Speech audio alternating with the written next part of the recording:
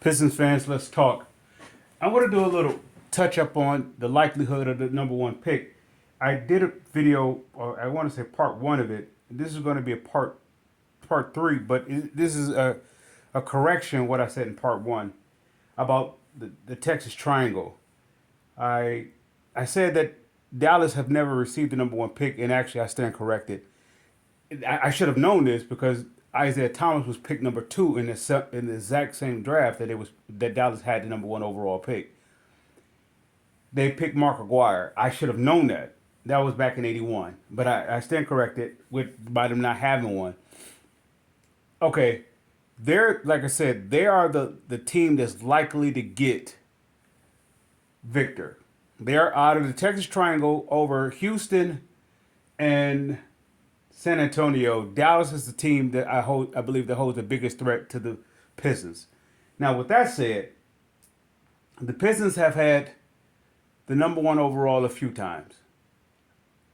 I, you know, but when you look at what it comes down to it, if they get it to if they give it to the Pistons well deserving since, let's say, okay, if they received it the number one overall back in the '60s or '70s, somewhere around there, and then so many years later they get it with Cade, they are due to first round overall. Now, with that said, here's the reason why I say what validates why the Pistons should get it twice, even consecutively.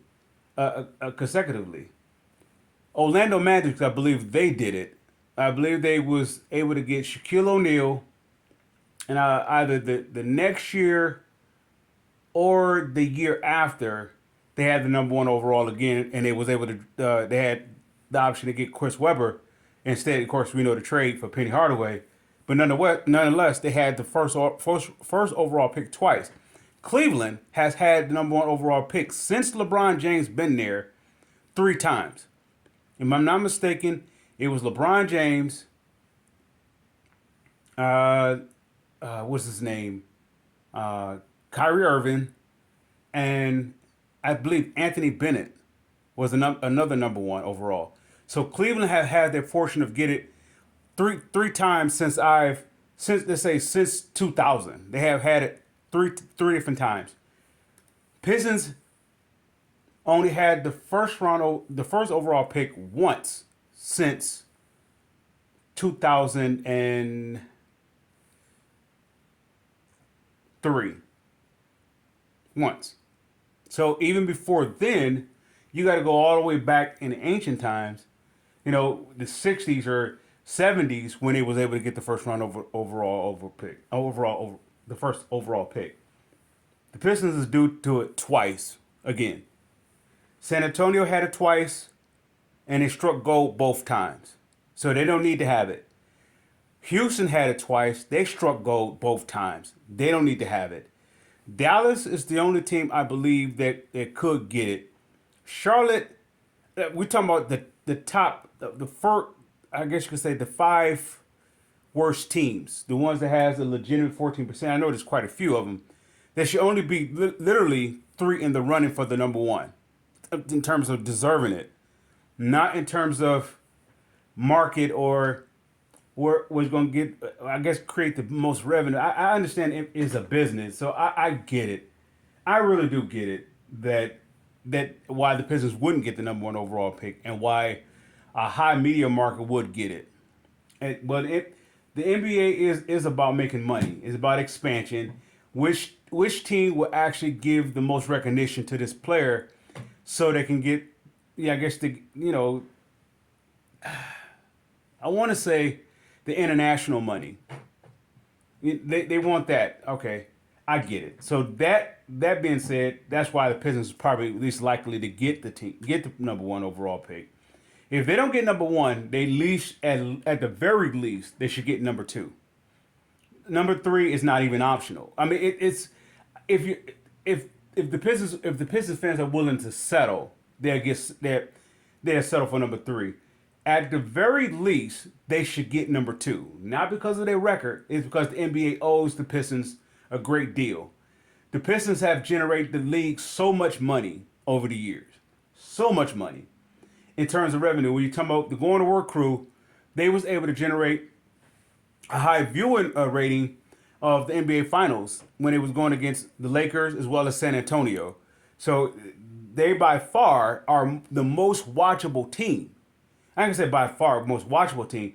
They, in other words, they allow people. They put people to the screen, to fans to the screen. From the Bad Boys to the Going to Work crew, they do it.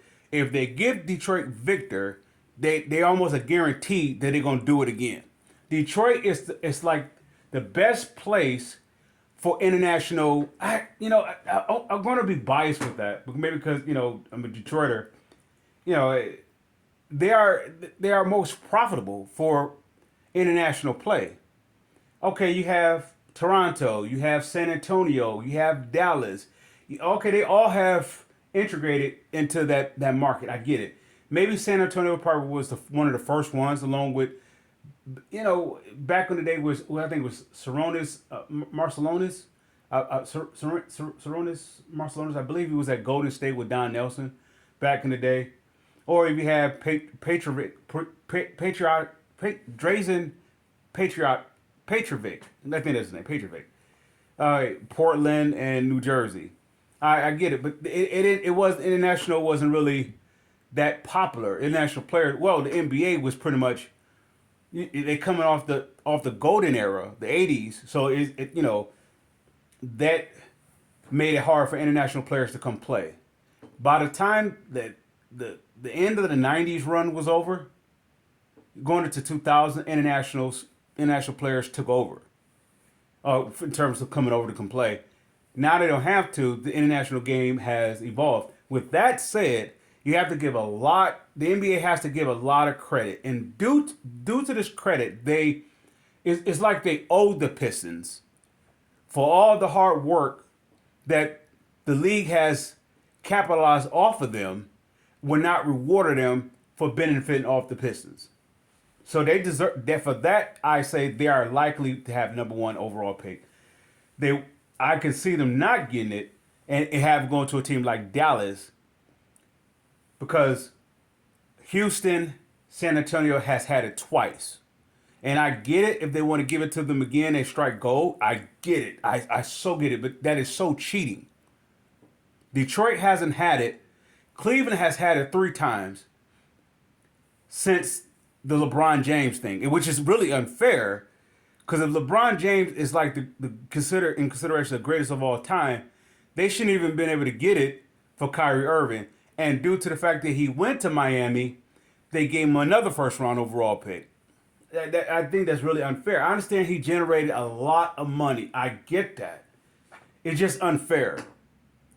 I'm not saying the Pistons was tanking. The Pistons couldn't. You can't tank to get a 14% chance of getting the top overall pick. And what is it, a 40% or a greater chance that you would not get it? So the odds are stacked for tanking. The odds are really stacked up against you. It doesn't work. The lottery thing doesn't work for that. It literally comes down to what the NBA really want the player, where they want their specific player to go. Patrick, they wanted him to go to New York. I get it. They wanted LeBron to go to Cleveland. I get it. Derrick Rose go to Chicago. I get it. I get it. They wanted David Robinson to go to San Antonio. Tim Duncan they wanted Tim to go to San Antonio. I get it. Yao Ming to go to Houston. I get it. If you're going to bring an international player, where do you want him to go? You want to go to a place where, okay, Houston. I get it. Cleveland 3 times though. Orlando twice. Pistons deserve it twice.